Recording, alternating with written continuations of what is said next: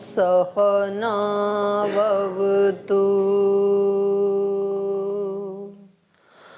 सहनौ भुनक्तु सह वीर्यङ्करवावहै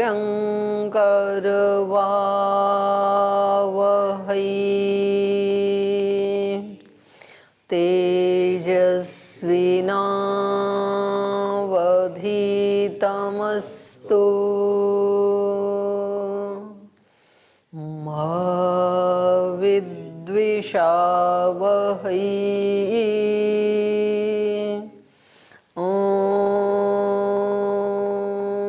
शांति शांति शांति।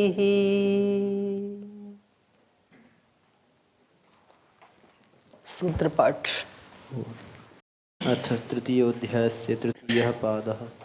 सर्ववेदान्त प्रत्ययं चोदनाद्य विशेषात् भेदान्येति चेन्नैकस्यामपि स्वाध्यायस्य तथात्वेन हि समाचारेऽधिकाराच्च सबवच्च तन्नियमः दर्शयति च उपसंहारो अर्थाभेदाद् विधिशेषवत् समाने च अन्यथात्वं शब्दादिति चेन्ना विशेषात् न वा प्रकरणभेदात् परोवरीयस्त्वादिवत् संजातश्चेत् तदुक्तमस्ति तु तदपि व्यापतेश्च समञ्जसं सर्वाभेदादन्यत्रेमे आनन्दादयः प्रधानस्य प्रियशिरस्त्वाद्यप्राप्तिरुपचयापचयौ हि भेदे इतरे त्वर्थसामान्यात् आध्यानाय प्रयोजनाभावात् आत्मशब्दाच्च आत्मगृहीतिरितिरुत्तरात् अन्वयादिति चेत् स्यादवधारणात् कार्याख्यानादपूर्वं समान एवं चाभेदात् सम्बन्धादेवमन्यत्रापि न वा विशेषात् दर्शयति च संभृतिद्व्याप्त्यपि चातः पुरुषविद्यायामिव चेतरेषाम् अनाम्नानात् वैधाद्यर्थभेदात् हानौ तूपायनशब्दशेषत्वात् कुशाछन्दस्तित्वगानवत्तदुक्तं साम्परायतर्तव्याभावात् तथा हि अन्ये छन्दतुभयाविरोधात् गतेरर्थवत्त्वमुभयथान्यथा हि विरोधः उपपन्नस्तल्लक्षणार्थोपलब्धेर्लोकवत् अनियमः सर्वासामविरोधः शब्दानुमानाभ्यां यावदधिकारम् अवस्थितिराधिकारिकाणाम् अक्षरधियां त्ववरोधः सामान्यतद्भावाभ्याम् औपसद्वत्तदुक्तम् यदा मननात् अन्तराभूतग्रामवत् स्वात्मनः अन्यथा भेदानुपपत्तिरिति चेन्नोपदेशान्तरवत् व्यतिहारो विशंसन्ति हि तरवत् सैव हि सत्यादयः कामादितरत्र तत्र चायतनादिभ्यः आदरादलोपः उपस्थिते यतस्तद्वचनात् तन्निर्धारणनियमस्तद्दृष्टेः पृथग्प्रतिबन्धः फलं प्रदानवदेव तदुक्तं लिङ्गभूयस्त्वात् तद्धि बलीयस्तदपि पूर्वविकल्पः प्रकरणात् स्यात् क्रियामानस्वत् अतिदेशाच्च अद्यैव तो निर्धारणात् दर्शनाच्च श्रुत्यादिबलीयस्त्वाच्च न बाधः अनुबन्धादिभ्य प्रज्ञान्तरपृथक्त्वद्दृष्टश्च तदुक्तं न सामान्यदप्युपलब्धेर्मृत्युवन्न हि लोकापत्तिः परेण च शब्दस्य ताद्विध्यं भूयस्त्वात्वनुबन्धः एक आत्मनः शरीरे भावात् व्यतिरेकस्तद्भावाभावित्वान्नतोपलब्धिवत् अंगावबद्धस्तु न शाखासु हि प्रतिवेदं मंत्रादिवद्वा विरोधः भूम्नः कृतवज्ज्यायस्त्वं तथा हि दर्शयति नानाशब्दादिभेदात् विकल्पो विशिष्टफलत्वात् काम्यास्तु यथा कामं समुच्चयेरन्न वा पूर्वहेत्वभावात् अंगेषु यथाश्रयभावः शिष्टेश्च समाहारात् गुणसाधारण्यश्रुतेश्च न वा तत्सभावाश्रुतेः दर्शनाच्च इति तृतीयः। तो आइए अभी भाष्य पढ़ते हैं। तृतीय अध्याय का तृतीय पाद। और यहाँ पर ये पूछ रहे थे, यासु ही खलु उपासनासु गुण कर्मणो उपसंहार व्यतिहारो उक्तौ ताः खलु भिन्ना भिन्ना वा एक रूपा वा इत्यत्र उच्यते। तो ये कह रहे थे कि गुण कर्म इनका उपसंहार व्यतिहार जो बताया है, और विधियों का भी जो उपसंहार और व्यतिहार बताया है, तो कह रहे हैं ये उपासना जो है ये भिन्ना भिन्ना व एक रूपा, ये उपासनाएं भिन्न भिन्न रूप वाली हैं, अलग अलग हैं, या सबको मिला करके एक रूप वाली ही हैं ये। तो यहाँ इन्होंने बताया था नाना शब्दादि भेदात, ये भिन्न भिन्न है उपासनाएं, क्योंकि शब्दादि भेदात, इनमें जो शब्द प्रमाण है उसका भेद होने से। तो यहाँ इन्होंने दो प्रकार की उपासनाएं बताई हैं इसमें। एक शांडिल्य उपासना बताई, तो शांत उपासीत मनोमय प्राण शरीरो भारूप एतत् ब्रह्म एतम इतः प्रेत्य अभिसंभवितास्मि इति। इस रूप की ये उपासना करते हैं, ब्रह्म के जो विशेषण दिखाए यहाँ पर, और कह रहे हैं इतः प्रेत्य, यहाँ से जाने के बाद मैं उस ब्रह्म को ही प्राप्त हो जाऊंगा, वैसा ही मैं बन जाऊंगा, ऐसा इनको पक्का। यस्य स्याद अद्ध न भी चिकित्सा, जिसको ये बात पक्का अनुभव में आ गई है कि यहाँ से जाने के बाद मैं तद्रूप हो ही जाऊंगा। न भी चिकित्सा, उसको कोई संदेह नहीं है, इसमें कोई शंका नहीं है, कोई भ्रम नहीं है। न विचिकित्सा अस्ति इति हस्माह शांडिल्य, तो इसको शांडिल्य विद्या कहते हैं। माने शांडिल्य उपासना के माध्यम से व्यक्ति की इतनी योग्यता बन गई कि उसको पक्का पक्का ये अनुभूति हो गई कि ये शरीर छूटने के बाद दोबारा नहीं आऊंगा, बल्कि उस ब्रह्म के रूप वाला ही हो जाऊंगा। तो ये तो शांडिल्य विद्या है। और दूसरी दहरोपासना बताई इन्होंने, यदिदम अस्मिन् ब्रह्मपुरे दहरम पुंडरीकम वेश्म दहरो अस्मिन् अंतराकाशः तस्मिन् यद अंतः तद अन्वेष्टव्यम तद्वाव विजिज्ञासितव्यम इति। एष आत्मा अपहत पाप्मा सत्यकामः सत्यसंकल्पः अथ य इह आत्मानम अनुविद्य। तो जो व्यक्ति इस आत्मा को यहाँ जान करके, यहाँ आत्मा का मतलब परमात्मा को, अनुविद्य व्रजंती, यहाँ से प्रयाण करते हैं, और एतांश्च सत्यान कामान, ये सत्य संकल्प सत्य काम विशेषण वाला जो आत्मा है, अपहत पापमा है, उसको जानना, और उसके सत्य संकल्पों को जो जान लेता है उसका तेषाम सर्वेषु लोकेषु कामचारो भवति, सब लोकों में उसका कामचार हो जाता है। कामचार मतलब कामना के अनुसार विचरण करना, जहाँ कामना हुई उस लोक में चला गया। और नहीं तो व्यक्ति यदि उपासना आदि नहीं करता है तो अपने घर की चार दीवारी से भी बाहर नहीं जा सकता है। वो कहता है जी इच्छा तो बहुत होती है गुरुकुल आदि में जाके पढ़ने की, लेकिन निकल नहीं पाते हैं, क्या करें। तो ये जो व्यक्ति है इसका सर्वेषु लोकेषु, सब लोकों में कामचार हो जाता है। इति दहर उपासना विद्या। तो ये दो प्रकार की यहाँ विद्या, उपासना की विद्या बताई। इत्येवम् आद्या उपासना विद्या शब्दादि भेदात। तो ये तो इन्होंने मतलब उसके रूप में दिया, थोड़ा उदाहरण के रूप में दो प्रकार की उपासनाओं की विधि बताई। तो ऐसे अनेक उपासना विद्या हो सकती हैं शब्दादि के भेद से। शब्दादि भेदात उपासित है विजिज्ञासते। अब यहाँ पर एक तो कहा उपासित है और दूसरा कहा विजिज्ञासते। उसकी उपासना करनी चाहिए और उसको जानना चाहिए। जाना जाता है, उपासना की जाती है। तो ईश्वर को तो उपासना पूर्वक ही जाना जाता है और स्वयं को ज्ञान पूर्वक जाना जाता है। दोनों बातें हैं ना। ब्रह्म को जानने से पहले आत्मा को खुद को जानना पड़ेगा, तो वो अंतर्निहित ही है। तो खुद की उपासना नहीं हो सकती है कभी भी। उपासना हमेशा दूसरे की ही होती है, क्योंकि उपासना का मतलब होता है निकट बैठना। तो निकट के लिए एक उपासक चाहिए, एक उपास्य, एक निकट बैठने वाला और एक जिसके निकट बैठेगा वो। तो उपासना तो हमेशा ब्रह्म की ही होती है, आत्मा की नहीं होती है।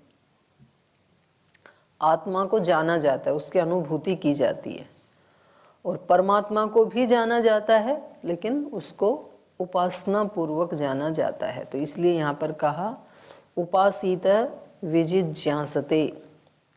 इत्यादि शब्द भेदात आदि कथनेन, और यहाँ पर जो शब्दादि ऐसे कहा ना, तो आदि कथन से क्या लिया जाएगा? तदर्थ भेदात, उन उपासनाओं के जो भिन्न भिन्न अर्थ हैं, और अनुष्ठान भेदात, उनके जो भिन्न भिन्न अनुष्ठान है उपासनाओं के, फल भेदाच्च, और उनके जो भिन्न भिन्न फल हैं।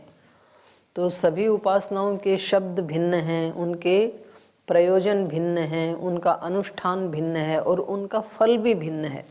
तो इसलिए नाना नाना कोई कहा भिन्ना भिन्ना एवं विज्ञेया, उपासनाएं भिन्न भिन्न हैं, ऐसे जानना चाहिए। चलो आगे, कुछ क्या पूछना आपको? 56 नंबर सूत्र का थोड़ा व्याख्या। 56 वाला जी। मंत्रादिवद् व अविरोध। तो ये कह रहे हैं यज्ञ कर्म में जैसे भिन्न भिन्न शाखा वाले हैं, उनके मंत्र भिन्न भिन्न होते हैं ना, तो उनमें कोई विरोध नहीं है, अविरोध है। इधर की शाखा वाले का मंत्र इधर भी आ सकता है, इधर का इधर भी आ सकता है। तो ऐसे ही जो उपासना कर्म है उसमें भी विरोध नहीं होना चाहिए। कोई एक विधि इधर की जाती है इस शाखा वालों की पद्धति में, तो वो दूसरी जगह भी हो सकती है, ये कह रहे हैं। ठीक है जी। प्रणाम। यहाँ 52 क्रमांक 52 नंबर सूत्र में 52 में जी ताद्विध्य जो कहा गया, यहाँ तत्सादृश्य रूप से गुण धर्म से युक्त हो जाता है। यहाँ एक श्रुति दिए हैं मंत्र यो हा वै तत्परमं ब्रह्मवेद ब्रह्म भवति। तो यहाँ ब्रह्म ही हो जाता है या ब्रह्म के समान हो जाता है? थोड़ा स्पष्ट। ब्रह्म ही हो जाता है, इसका मतलब है ब्रह्म के गुण, किसी गुण या कर्म को वो प्राप्त कर लेता है। क्योंकि सूत्र यही कह रहे हैं ना, तात धर्म। तात धर्म मतलब तद धर्म वाला, तद धर्म माने ब्रह्म के धर्म वाला। तो जैसे ब्रह्म का एक गुण है कि वो बिल्कुल शुद्ध स्वरूप है, उसमें कोई मिलावट नहीं है, और उस शुद्ध स्वरूप की उपासना करते करते ये भी शुद्ध स्वरूप हो गया। तो पूरा ब्रह्म तो कभी नहीं हो सकता है जीव, लेकिन एक अंश में ये गुण आ गया ना, उसमें उपास्य का गुण, तो उसी को ही यहाँ पर कहा है यो है वही तत्परमं ब्रह्म वेद। उस परम ब्रह्म को जो जान लेता है, ब्रह्मैव भवति, मतलब ब्रह्म के गुण उसमें आ जाते हैं। सच्चित आनंद आदि, पहले इसमें आनंद नहीं था, आनंद ब्रह्म से आ गया इसमें, तो ये भी आनंद स्वरूप हो गया, ये भी शुद्ध स्वरूप हो गया।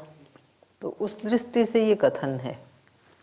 सीधा सीधा ब्रह्म तो कभी नहीं हो सकता है जीव, इन्होंने भी मना ही किया है पहले।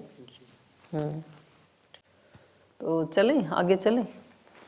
तो ये इन्होंने कल बताया कि उपासनाएं नाना है, नाना शब्दादि भेदात। अभी आगे कह रहे हैं संतु तर्हि भिन्ना भिन्ना अथासाम भिन्न भिन्न उपासना नाम अनुष्ठानम समुच्चयन कर्तव्यम विकल्पेन वा।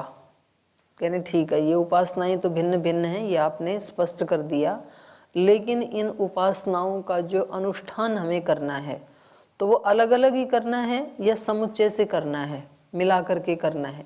क्योंकि पीछे बात वैश्वानर की उपासना की जो आई थी, तो उसमें ये कहा था कि भाई वैश्वानर की उपासना अंग अंग में नहीं करनी चाहिए, उसकी संपूर्ण रूप से ही करनी चाहिए। और यहाँ अभी इन्होंने बताया कि उपासनाएं भिन्न भिन्न हैं, उनके प्रयोजन भिन्न हैं, उनका फल भिन्न है, अनुष्ठान भी भिन्न है। तो बोले अभी हमें ये कन्फ्यूजन हो गया कि ये उपासनाएं हमें अलग अलग अंग रूप में करनी चाहिए विकल्प से, या तो समुच्चयन। तो उसका उत्तर दे रहे हैं अत्र उच्यते विकल्प अविशिष्ट फलत्वात्। कह रहे हैं इसमें विकल्प है, विकल्प मतलब अलग ही होना चाहिए। अविशिष्ट फलत्वात्, विशिष्ट फल मतलब कुछ अलग, और अविशिष्ट मतलब समान। तो कह रहे हैं कि इनका जो फल है वो अविशिष्ट होने से, समान फल के होने से, ये जो भिन्न भिन्न उपासनाएं बताई हैं इनमें अविशिष्ट फलत्वात् विकल्पः, अलग अलग ही करनी चाहिए, समुच्चय में नहीं करनी चाहिए। क्यों कि इनका फल तो एक ही है। फल क्या है सबका? ईश्वर प्राप्ति, मोक्ष की प्राप्ति। तो सभी उपासनाएं जाके मिलती तो वही है ना। तो किसी भी तरह से उसको कर लो उपासना, तो फल तो एक ही है, फल में कोई विशिष्टता नहीं है। तो कहा अविशिष्ट फलत्वात् विकल्पः। आसाम भिन्न भिन्न उपासनानाम अनुष्ठाने विकल्पो विधेयो। ऋषियों ने ही विकल्प बताई हैं।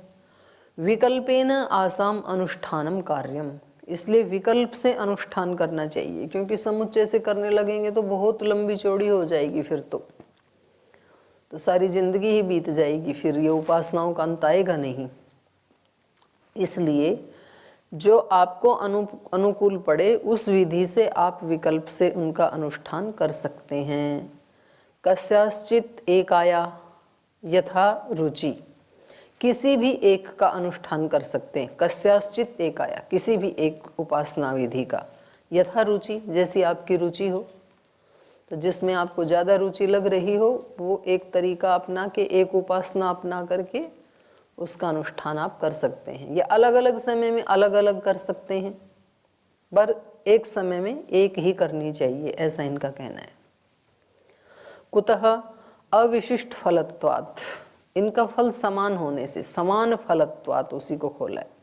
समानम ही फलम, इनका फल एक जैसा ही है, समान ही है। क्या है वो फल?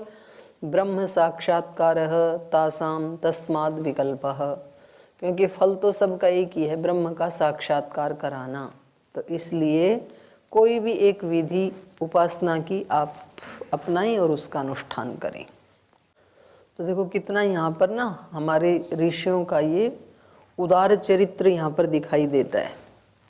नहीं, ऐसे नहीं कहा कि इससे हिल ही नहीं सकते हैं, यूं का यूं ही करना है, ऐसे नहीं कहा। कुछ धर्मों में है ना बस एक ही पद्धति है केवल, उसके अतिरिक्त कुछ है ही नहीं। अब किसी का मन लगे ना लगे, समझ में आए ना आए, करना वही है बस। तो यहाँ पर ऐसा नहीं है, अपनी रुचि के अनुसार कह रहे हैं, जो आपको रुचिकर लगे, पर उसमें बस शर्त एक ही है कि उसमें ताधर्म होना चाहिए। आगे पूछ रहे हैं कि देखो ये तो फिर अंतिम लक्ष्य हो गया ब्रह्म साक्षात्कार करना, लेकिन हर व्यक्ति जो उपासना करता है वो ब्रह्म के साक्षात्कार के लिए तो नहीं करता है। कुछ तो कामनाओं के लिए भी तो पूजा करते हैं ना, और ज्यादातर तो कामनाओं के लिए ही करते हैं। मोक्ष के लिए तो कोई एक आधा बिरला होता है जो तप करता है, तो वो तो बहुत कम होते हैं। तो उनके लिए क्या करें? उनके लिए विकल्प ही करें या समुच्चय में करें? उनका क्या है उत्तर दे रहे हैं, काम्यास्तु यथा कामम समुच्चयेरन्वा पूर्व हेतु अभावात्। करें जो काम्य किसी फल को लेकर के जो उपासनाएं की जाती हैं, माने लौकिक कामनाओं को लेकर के जो उपासनाएं की जाती हैं, वहां पर तो यथा कामम, जैसी जिसकी कामना हो वैसे उपासना कर ले, उसी के स्वरूप वाली। समुच्चयेरन, वहां तो कोई एक भी कर सकता है या समुच्चय में भी कर सकता है, जैसी कामना है उसकी। न वा पूर्व हेतु अभावात्, क्योंकि वहां पर पूर्व हेतु का अभाव होने से। पूर्व हेतु क्या था? ब्रह्म साक्षात्कार। ब्रह्म साक्षात्कार का यहाँ अभाव है, यहाँ तो काम्य कर्म कामना है कोई, तो इसका अभाव होने से फिर यहाँ पर यथा कामम, जैसा जिसको चाहिए वैसा कर लेना चाहिए। या खलु काम्याः लौकिक कामना फला उपासनाः तास्तु यथा कामम समुच्चयेरन। समुच्चयेरन नैवा, ये प्रश्न है। तो बोले यथा कामम यथेष्टम समुच्चयेरन नैवा, उसको जैसा उसको इष्ट है वैसा ही कर लेना चाहिए। समुच्चयेरन नैवा, उसमें समुच्चय करना चाहिए या नहीं करना चाहिए? तो कहा तासाम समुच्चयेन व पृथक पृथक व अनुष्ठानम कर्तुम शक्यते। जैसी कामना हो अलग अलग भी कर सकते हैं और समुच्चय के रूप में भी कर सकते हैं। कुतः पूर्व हेतु अभावात्, पूर्व हेतु अविशिष्ट फलस्य, जो पहले हेतु दिया था जिसका अविशिष्ट फल था वो क्या था? ब्रह्मैक साक्षात्कारस्य अभावात्, जो एक ब्रह्म का साक्षात्कार करने का जो हेतु था पिछली उपासना में, उसका यहाँ अभाव होने से ता काम्याः तद्यथा, वो उपासनाएं जैसी कामना हो व्यक्ति की वैसी कर लेनी चाहिए। जैसे इन्होंने एक काम्य उपासना के उदाहरण दिया छांदोग्य उपनिषद का, स यह एतद एवं वायुम दिशाम वत्सम वेद न पुत्र रोदम रोदिति।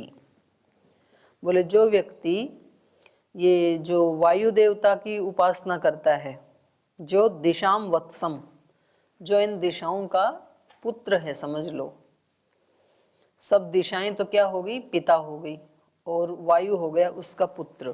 तो सब दिशाओं में विद्यमान इस वायु को जो ब्रह्म समझ करके उपासना करता है, न पुत्र रोदम रोदिति, तो वो कभी भी पुत्र से संबंधी रुदन नहीं रोता है। तो पुत्र से संबंधी रुदन क्या क्या हो सकते हैं? किसी के पुत्र हो ही नहीं तो वो भी पुत्र का रुदन करते हैं ना, अभी मेरे पुत्र नहीं हुआ। और किसी के पुत्र तो हुए लेकिन वो कहना नहीं मानते हैं, तो वो भी पुत्र रुदन है। किसी के पुत्र हुआ फिर उसकी मृत्यु हो गई, वो भी पुत्र रुदन है।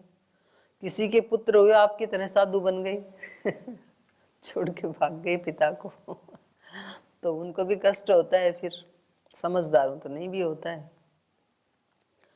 तो ये व्यक्ति जो इस वायु को ही ब्रह्म समझ करके इसकी उपासना करता है, उसको ये दुख नहीं होते हैं।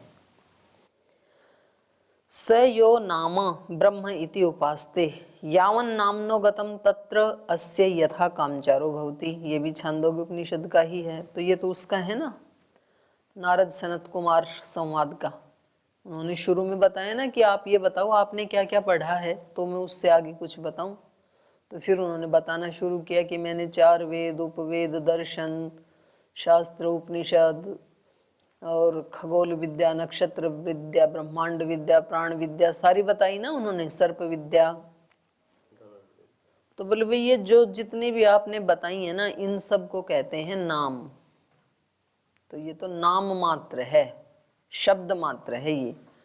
तो स यो नाम ब्रह्म इति उपासते, जो इस नाम को ही, शब्द को ही ब्रह्म समझ करके इसकी उपासना करता है, शब्द ब्रह्म की है ना। यावन नामनो गतम, जहाँ तक नाम की गति है, इसकी पहुँच है, तत्र अस्य यथा कामचारो भवति, तो वहाँ तक तो इसका बिना रोक टोक गति हो जाती है। यथा कामचार, जैसी कामना वैसी ही गति हो जाती है, उसके आगे नहीं होगी। तो ये होगी काम्य उपासनाएं भी, जिसकी जो कामना है। अब जिसकी बल प्राप्त करने की कामना है तो वो बल की उपासना करे, धन की कामना है तो धन की उपासना करे, पुत्र की कामना है तो पुत्र की उपासना करे, ऐसी उपासना ही करे वो। अब ये कह रहे हैं उद्गीत हाद्य उपासनांग भूता विधयस्तु सर्वत्र शाखासु उपसंह्रियन्ते इति तु गतम।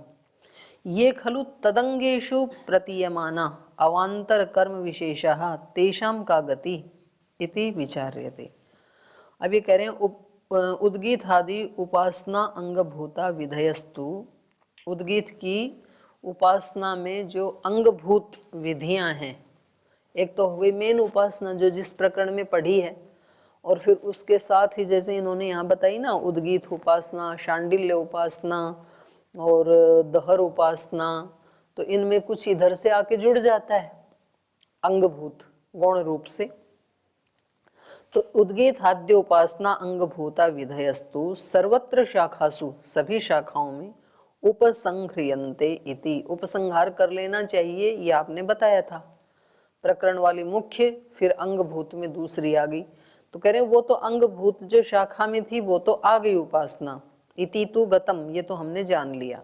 लेकिन ये खलु तदंगेषु प्रतीयमाना अवांतर कर्म विशेषाः, लेकिन उस गौण उपासना में भी, अंगभूत प्रतीत होने वाली उपासना में भी जो अवांतर कर्म विशेष थे, छोटे छोटे कर्म होते हैं ना अंग में भी, और अंगभूत अवांतर कर्म, तेषाम का गति, उनकी क्या गति होगी?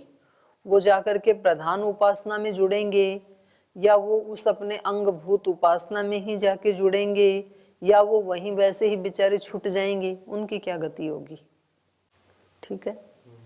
इति विचार्यते, तो उसके बारे में विचार करके बता रहे हैं। अंगेषु यथाश्रय भावः,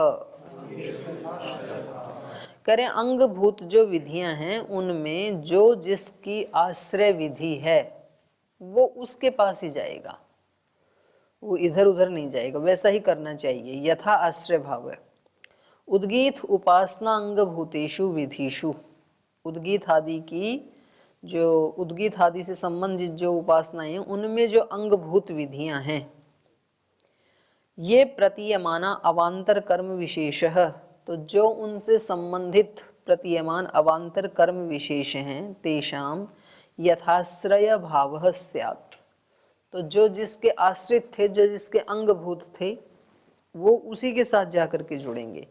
यस्य यस्य ही अवान्तर कर्म विशेषस्य यो यो ही आश्रय, जिस जिस अवान्तर कर्म विशेष का जो जो आश्रय भूत विधि है तद विध्यनुसारिणी तस्य गति इति विज्ञेयम्, तो उसी का अनुसरण करने वाली उन अवान्तर भेदों की गति होगी, ये जान लेना चाहिए, क्योंकि वो उसी के साथ जुड़ी है ना। तो भाई जहाँ रानी मक्खी जाएगी उधर ही बाकी सब मक्खियाँ जाएंगी, क्योंकि वो उसी के अंगभूत हैं। जहाँ गाय जाएगी वहाँ उसका बछड़ा जाएगा, जहाँ माँ जाएगी वहाँ उसके बच्चे जाएंगे, जिधर आचार्य जाएगा उधर उनके शिष्य भी जाएंगे। ठीक है। और इसको कह रहे हैं शिष्टेश्च, परिशेष न्याय से भी यही सिद्ध होता है कि ये उन अंगभूत में ही मिलनी चाहिए। शेष न्यायाच उद्गीत उपासनानां यथा ही अंगभूता शेषभूता विधयः तैहि सह युज्यन्ते तथैव अंगभूतेषु विधिषु ये अवान्तर कर्म विशेषाः तेपि तैः सह संप्रयुज्येरन् इति न ही विचार प्रसंगः। कह रहे हैं शेष न्याय से भी उद्गीत उपासनाओं का यथा ही अंगभूता मतलब शेषभूता, जैसे उनकी अंगभूत या शेषभूत विधियां हैं तो वो विधियां तई सहयुज्यन्ते उन्हीं के साथ आकर के जुड़ती हैं। मतलब कोई भी किसी के साथ जो जाके जुड़ जाएगा ऐसा थोड़ी ही है, जिसका जिसके साथ संबंध है, जो जिसका अंगभूत है उसी के साथ तो जाके जुड़ेगा। तो जैसे ये यहाँ पर अपने ही शेषभूत या अंगभूत जिसकी जो विधि हैं उन्हीं के साथ जाकर के जुड़ती हैं, तथैव वैसे ही अंगभूतेषु विधिषु उन अंगभूत गौणभूत विधियों में भी ये अवान्तर कर्म विशेषाः जो जिससे संबंधित अवान्तर कर्म विशेष हैं तेपि तई सह संप्रयुज्येरन्, तो वो भी उन अंगभूत विधियों के साथ ही जाकर के जुड़ेंगे या जुड़ने चाहिए। इति नहीं विचार प्रसंग, इसमें विचार की कोई बात ही नहीं है कि वो कहाँ जाएंगे। जी